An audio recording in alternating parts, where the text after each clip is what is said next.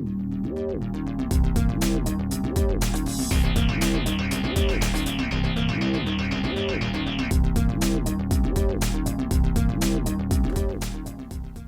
and welcome. This week I thought I'd do something completely different and do a series of engravings on wood of 5 of my favourite Italian motorcycles of the 1970s. Growing up in the 70s, these are the motorcycles that really made a big impression upon me. Now the first one I chose was the Ducati 750 SS. This is the green frame model, and when it was released it was really a showstopper. It really set the world on fire of what a modern sporting motorcycle really should be, with that beautiful big V-twin engine with desmodronic valves and bevel drives to the overhead cams. It really was a statement on the road. It was, again, something that I couldn't afford, but it was certainly something that I could aspire to. But even today, I doubt I could afford a brand new Ducati, which really says something, I guess, about my current state of affairs when it comes to finances. One of the hazards of being retired, I guess. Now, the second motorcycle I've chosen is the Moto Guzzi V7 Sport. Again, this was an iconic model for Moto Guzzi. It was their first big capacity sporting motorcycle, and the frame was designed by Lino Tonti, and it really had a reputation for fabulous handling. That motorcycle went on to spawn the 750S, the 750S3, which I was fortunate enough to own in the 1970s, and it was a great sporting motorcycle. And that led on to the Moto Guzzi Le Mans 850, which really set the world on fire and was certainly an icon of the era of Italian motorcycles.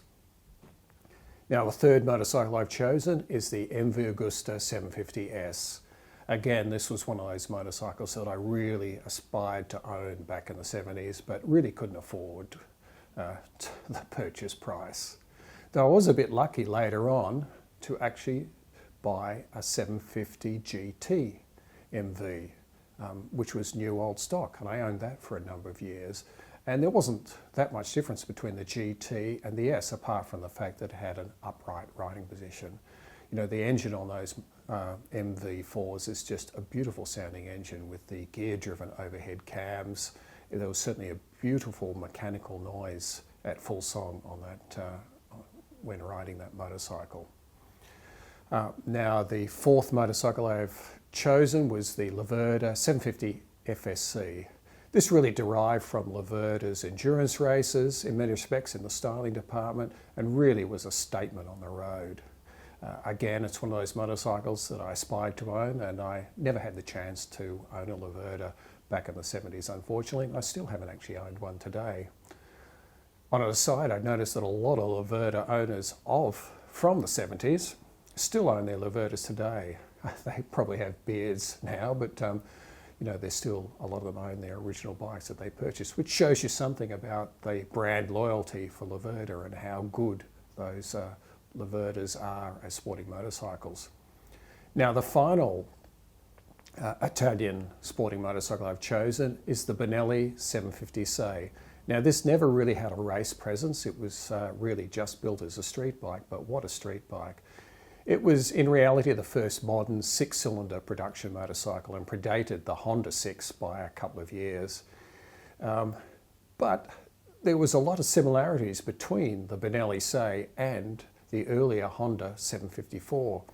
It was almost a direct copy of the Honda 4, but with 2 extra cylinders on it, one on each end. So in many respects, it was a little bit of a, not so much a homage, but a dead ringer of a Honda motorcycle, though it did feature a well-designed frame and Italian suspension and brakes at both ends, so it probably handled better than the original Honda 4. But with those 6 pipes, it certainly made a real statement on the road. I nearly bought one of those back in the 70s, but you know, the price wasn't quite right, and I just held off and thought, I'll wait for one to come along at a better price, and of course it never did. Just the way things are, I guess. So what I've done is I've created some artwork based upon various photographs I've taken from the web, and I've created some black on white artwork. You can see one behind me here. This is the Benelli Say 750. So I've created 5 different artworks, and what I've actually done one little sample here. So this is the Moto Guzzi V7 Sport. It's just engraved on a piece of timber. Takes about 10 minutes to engrave on my laser engraver here, which is behind me here. So now that I've done a few tests and I've sort of worked out the speed and the power of the laser that's appropriate for this particular timber, I can set up to do the 5 engravings, and I'll do them as sort of little trophy type things. So I'll make a little stand so that they can stand upright in a display cabinet on the mantelpiece or wherever I care to put them when they're done. So the next thing I'll do is I'll cut up the timber, and after I've cut up the timber and drilled holes and got everything ready, we'll pop back here and I'll set up for the engraving, and you can actually see I'll speed it up because it does take 10 minutes. We don't want to sit through all that. I'll speed it up and you can sort of see a bit of the engraving process. And after that we'll do the final assembly, and the final part of the job will be giving it a coat of lacquer and putting some felt feet on the final product. So we'll head outside and I'll start cutting up some of the timber for this.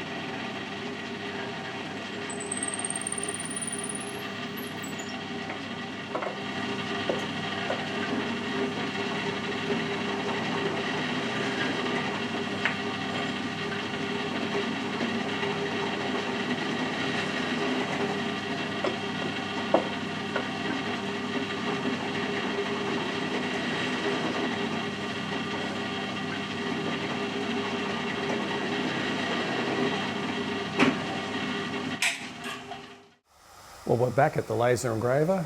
I've got all the materials ready, so we're ready to go. The noise you can hear is the cooling fan on the laser, so it's set up and ready to go too.